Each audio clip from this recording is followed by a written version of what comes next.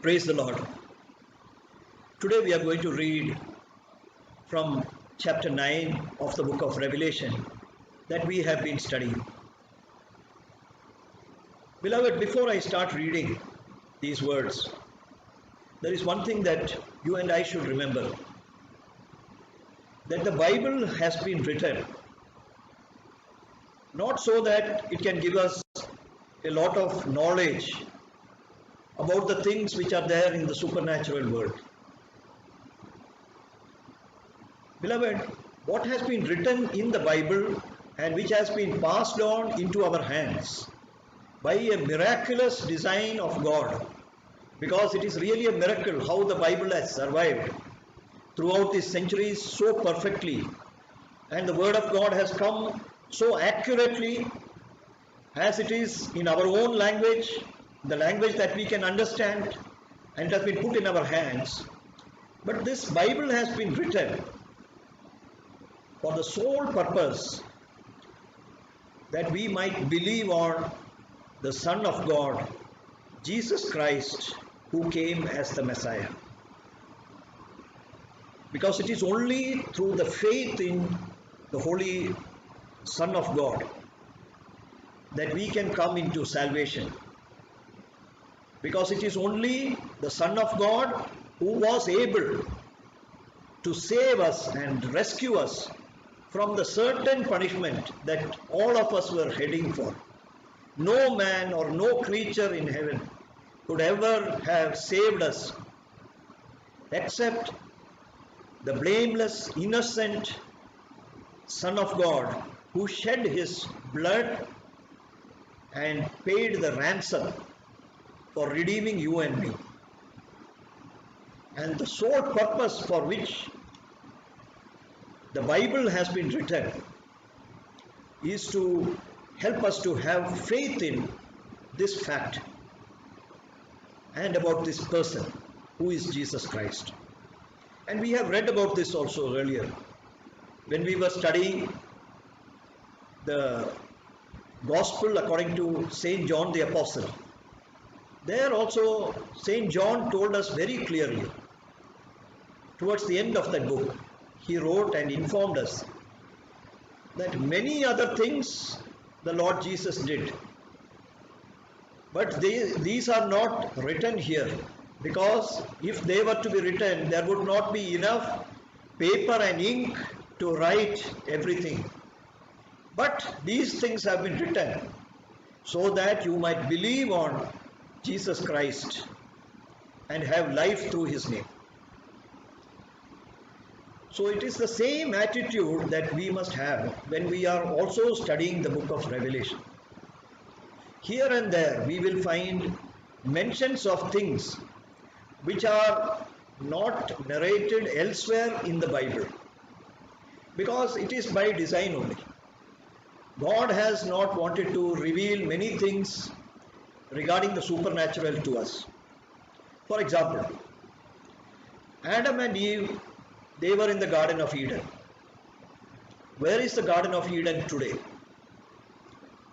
Beloved brothers and sisters, it is clearly mentioned in the book of Genesis that the Lord had placed a cherubim to prevent anyone from coming, to prevent men from coming into that garden. So God has got the power to conceal things which are in this earth, and things which are in heaven, and things which are under the earth also, as we will read in this chapter. We will read about creatures, we will read about spirits which are not mentioned elsewhere in the Bible. Do not be amazed about that.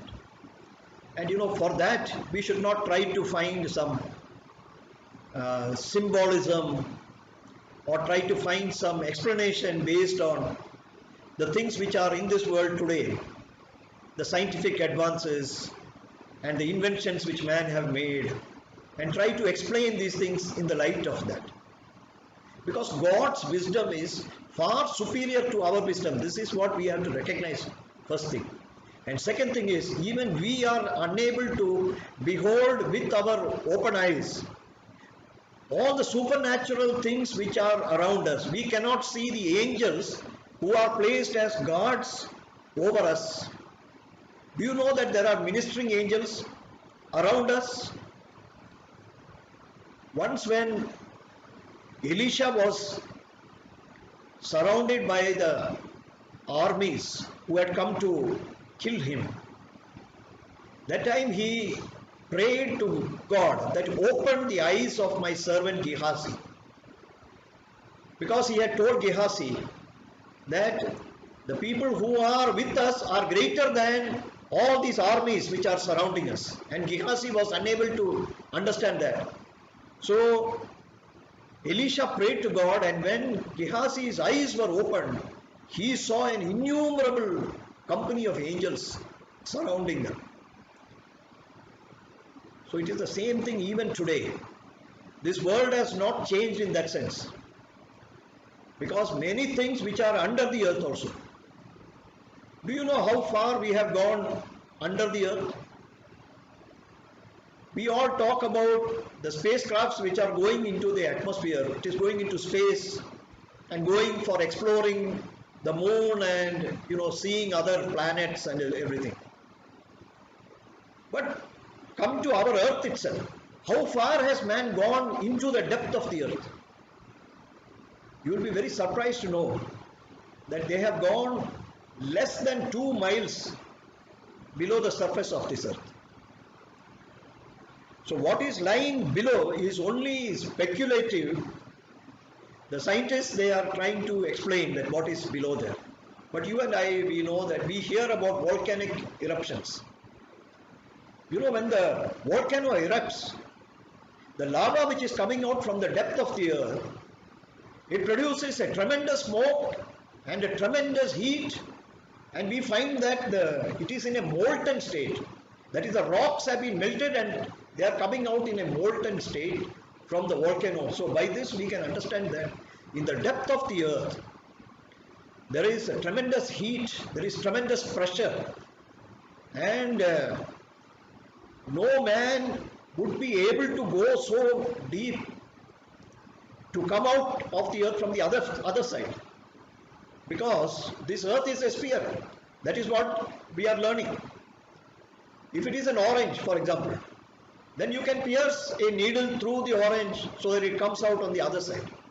But why is this not possible for the earth? Can some person dig from India and come out from the other side of the world? For this reason only, if there is a pit which is dug from India and which comes out from the other side, this can only be called as a bottomless pit. Bottomless pit in the sense that what is a pit from India is not a pit from, let us say, Australia, which is on the other side. On the other side, it will be like let us say it is a hole which is going down only. So they will not say it is a pit from there. So when you talk about a bottomless pit, it means that there is a hole which is going from one end of the earth and is coming out from the other end. So let us now start reading from Revelations chapter 9 verse 1 onwards. And the fifth angel sounded, and I saw a star fall from heaven into the earth, and to him was given the key of the bottomless pit. And he opened the bottomless pit, and there arose a smoke out of the pit, as the smoke of a great furnace, and the sun and the air were darkened by reason of the smoke of the pit. And there came out of the smoke locusts upon the earth, and unto them was given power, as the scorpions of the earth have power. And it was commanded them that they should not hurt the grass of the earth, neither any green thing, neither any tree, but only those men which have not the seal of God in their foreheads. So when the fifth angel sounded his trumpet, then we are seeing a star which is coming down from heaven to earth. So this is a heavenly being. This is not an evil spirit. This is not Satan. This is not devil. Because now who is having the key to the bottomless pit? Who is having the key to death and to Hades and to hell, who is having it? It is our Lord Jesus Christ. The key to all these things are now in the hands of our Lord Jesus Christ. And upon this earth there is a bottomless pit which has been hidden from the eyes of all the people on this earth. It has been hidden from maybe the satellite probes. It has been hidden from people who are putting so many aircrafts into space, or so many aircrafts which are flying around. It has been hidden, that's all that we know. And that has been locked. That is why a key is required. And whatever the Lord locks, that cannot be beholden by any other person. Just as the Garden of Eden is hidden today, in the same way this bottomless pit also has been hidden from the eyes of man. Despite all the advancements in technology, no one has found the whereabouts of this bottomless pit. But it's written that when the angel, because see, this is an angel, this is not a star in a literal sense. Though we are reading all these the verses over here in the literal sense, but wherever the meaning is very clearly given to us, then we have to take that one, because here the word which is used is, to him was given the key. That means it is a star. Star is an angel. And as it was already explained to us by Jesus himself, what is the meaning of the star which was in his right hand? When we read the first chapter of the book of Revelation, in the 20th verse, there the Lord is telling that the 7 stars in my hand are the 7 angels of the 7 churches. In the same way, this is an angel. The angel came from heaven and he had a key of the bottomless pit. And when he opened the bottomless pit, there it is, the description is given here, that a smoke came up. It was a great smoke, and it covered the sun, and the air also was darkened by the smoke of the pit. This we can easily understand, because even when there are volcanic eruptions, when huge volcanoes they are erupted, then for several days the smoke will be in the atmosphere and it will block out the light from the sun. So that is what has happened. But here this is even greater, because this is the bottomless pit, means all the let us say it has gone right up to the depth, and it is a very deep pit. It is a bottomless pit. So all the heat which was there, and due to the pressure of the when it was opened, when the door was opened, this has erupted. The smoke has come out from that. So it was a huge, let us say, it was like like the opening of a furnace. So it was a big, let us say, a big cloud of smoke, a very big cloud of smoke which came out. And now there is something, that is, out of this smoke, locusts came upon the earth. It is not mentioned creatures like locusts. Here the word of God has to be taken literally, that the locusts have come out. What are locusts? Locusts are these creatures which we have heard about. They will not leave any plant alive. Wherever they go, it seems every day they have to eat leaf or grass, which is the weight of their own body. And they don't travel alone when they do destruction. Normally they can exist alone, but for the destructive purpose, what will happen is that they all come together as a swarm. And when they come together as a swarm, then they will spread destruction wherever they go. They destroy all trees, all vegetation, all crops. That is why when after the locust has already come anywhere in any part of the world, it will be followed by a famine, because all the crops will be destroyed. So the people will be hungry. They will not have any food grains left. There will be no vegetable, and they have to get aid from other countries. Beloved brothers and sisters, also in the month of May this year, even in India, North India, we got a great swarm of locusts. That is North India as well as in Pakistan. There was a great swarm of locusts, and we do not know till now actually what is the effect that has had on our food grain supply now. Because the effect will be felt only after some 6 or 7 months. So after that only we will come to know now how much it has, the locust swarm has destroyed our crops. But here now, there was a command given to these locusts that they should not eat the leaves and the grass. They should not eat any green thing, no vegetables, nothing. But they should only hurt men who do not have the seal of God in their foreheads. Now what is the seal of God? As you remember, we have read earlier, that is, there was a intermission, there was in the 7th chapter of the book of Revelation. In that period, that 7th trumpet had not sounded. In that intermission, an angel was sent to seal the servants of God in their forehead. And who were these servants of God? There were 144,000 Jewish people who were fixed with the seal upon their foreheads.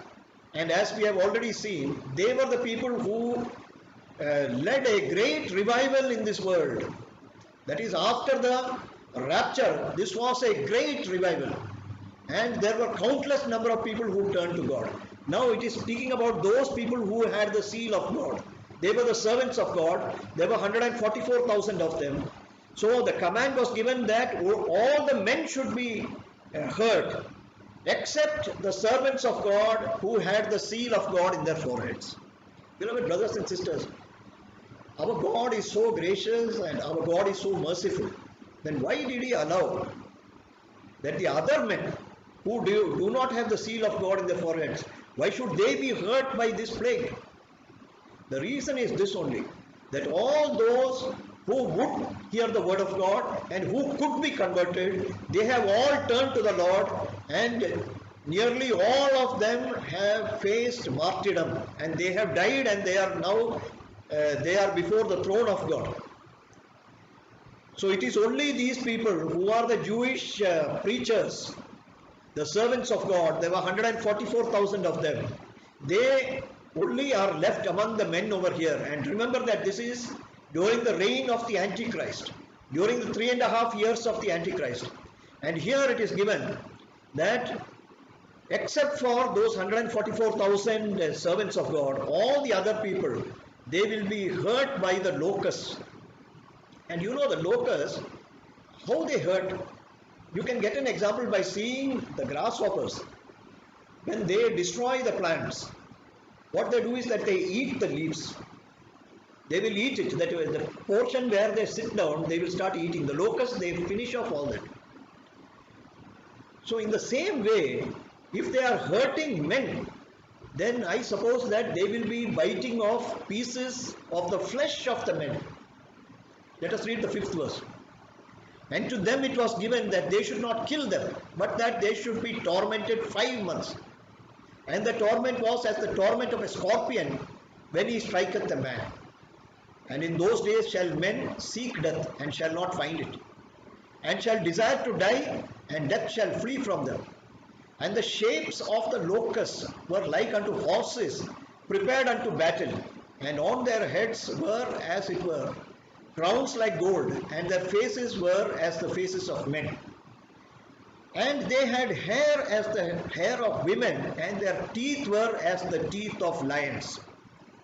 So here we are finding a description of the locusts, and you know this description is different from the locusts that we find today, the species which we are finding today. This is a different species of locusts. You know, for every creature you may find a different species. In the case of this locust, this one, it is said that it has got, it is not saying it has got face, it has got faces like men. It is said that their faces were as the faces of men. That means it was like they had something like a head, and there seemed to be a face also, in the sense that there seemed to be eyes and a nose and a mouth like that. But it may not be with the the same sort of features as we find in men. So that is why it is mentioned as the faces of men. And it is written that they were having like crowns like gold. That means there was something, some design on their head which looked like a crown, and it looked gold. It was gold in color.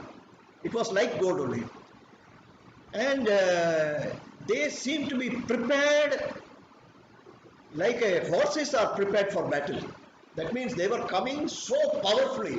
It seems that they had already received some sort of a training, and they were coming out with a pre-prepared plan. And it is given over here that they will be tormenting men with their tail. So as you know, in the case of a scorpion, the scorpion has got the sting in its tail. So here also, these locusts, they were tormenting the people like a scorpion. And it is said over here that these scorpions had teeth also. They were like the teeth of lions. That means they may be having like those, let's say the canines are very prolonged, they're very long canines, because they had to bite into flesh. So these scorpions, they had the power to bite into flesh also. People would not die because they have got a specific command now from heaven that they should not kill people. So the people will not die, and the duration of this torment was for 5 months. Why 5 months? That we will see later on. Because the total time for the torment by these three woes, it is actually 1.5 years. So we will see that the next torment, that is 1 year and 1 month. So 1 year and 1 month plus 5 months over here, that means 1 year and 6 months. So 1.5 years, some woe is going to come upon this earth like this in the form of this creature. And they are having hair like hair of women. You find many creatures like that who are having hair. For example, you see horses. They have tails. Don't the tails resemble the hair of women? That is why they are called as ponytails also. Sometimes I think the ladies, they put that fashion as ponytails. Because the tails, they represent, they are like the hair of women. So in the case of this, these locusts also, they are a different species. They are having hair, long hair only, because that is why they are telling hair of women. And let us read the 9th verse. And they had breastplates, as it were breastplates of iron. And the sound of their wings were as the sound of chariots, of so many horses running to battle. And they had tails like unto scorpions. And there were stings in their tails. And their power was to hurt men 5 months. And they had a king over them, which is the angel of the bottomless pit, whose name in the Hebrew tongue is Abaddon, but in the Greek tongue hath his name Apollyon. One woe is past, and behold, there come 2 woes more hereafter. So here there is a further description of the locusts. It seems that there is no weapon can hurt these locusts, because they are having very strong covering upon their chests. So if we try to kill it, it is not possible to kill these locusts. And when they are flying, then there will be a sound, a huge sound like chariots running in a battle. Beloved brothers and sisters, have you ever gone somewhere near a place where a beehive has been disturbed? We had such an experience recently near the place where we are staying. I went out and the bees were flying all over me, and I remember that sound. It was a very fearsome sound actually, because there were hundreds and thousands of bees. They were flying all around. But here in this case, these locusts, their wings, when they were fluttering the wings, it was producing more sound than that, because the locusts have got bigger wings. And here there are countless locusts. So it was sounding like horses running to battle. And it is written that they were hurting men with their tail for 5 months. And here there is a surprising thing. There was an angel who was in charge of these people, of these locusts. And the name of that angel is also given as Abaddon. And in the Greek his name is Apollyon. Who is this angel of the bottomless pit? Beloved brothers and sisters, when we read the letter of Jude, in the 6th verse, there is a mention about some angels who had left the first estate of God, and then they have been kept in chains and reserved in darkness till the day that they will be judged. I suppose that in this bottomless pit also, the Lord God has kept an angel which is nothing but an evil spirit. That is it is one of the angels who joined with the disobedient angels, and so they were cast to the earth, and and this angel was put in this bottomless pit, and now he has come out. In the time that he was in the pit, he has amassed all these locusts, an army of locusts, and they had made him as the king, it seems. That is, he is the person who is able to control them. And the name also of this angel is given. That is, it is an evil spirit. His name is Abaddon. Beloved, whenever the devil and his angels come to this world, it is to steal and to kill and to destroy. And here we are finding an example like that too.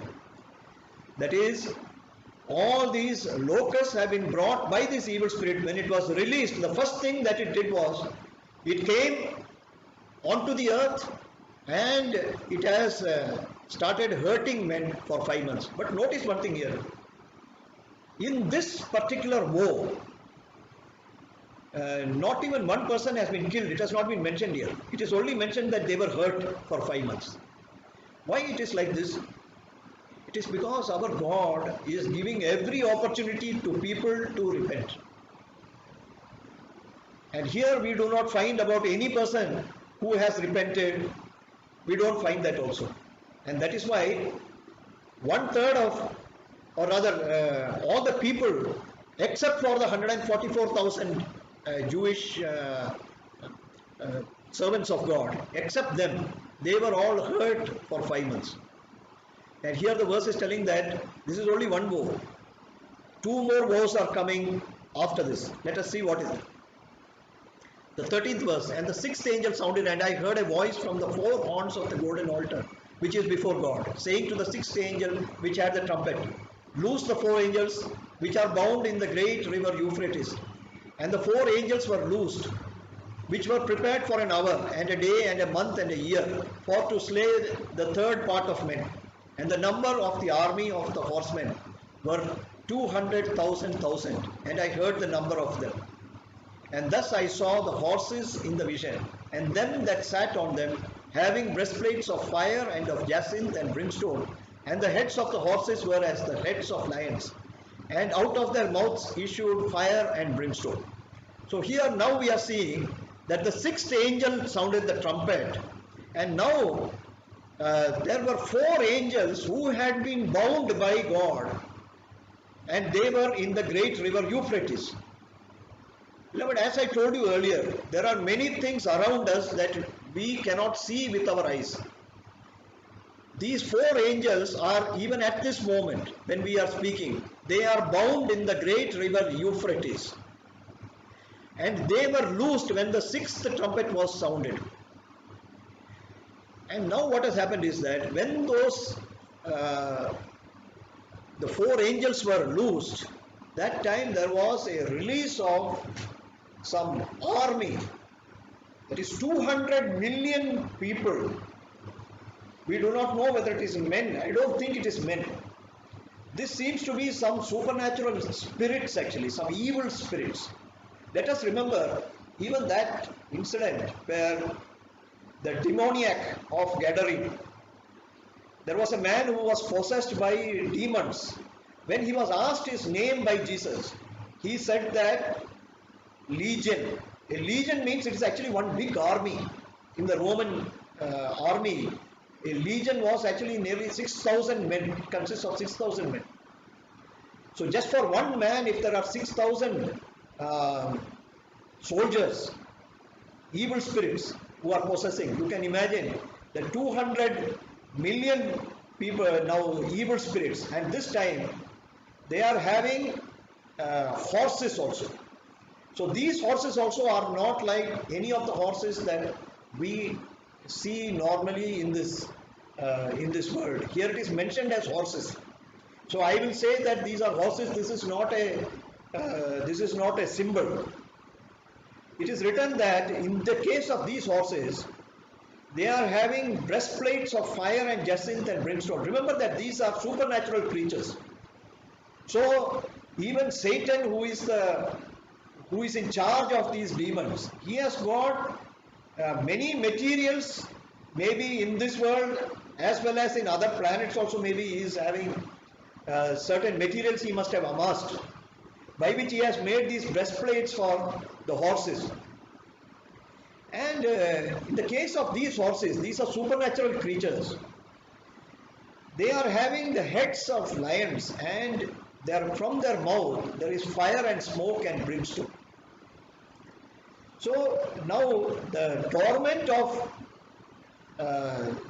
these horses and the angels that sat, that is the evil demons who sat on them, that would be for 1 year and a month and a day. So you add it with the 5 months which we read about earlier for the locust, the torment of the locust. It comes to 1.5 years. So in this 1.5 years now, these two great events are happening. For 5 months there was the torment of the locust, and which is followed by now, in the case of the locust, they only hurt the men.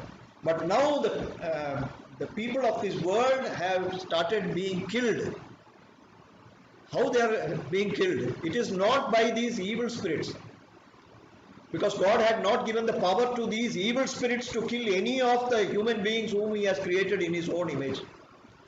But the people, they were killed by the smoke and the fire which is coming out of the mouth of these horses, as we will see in the 80th verse.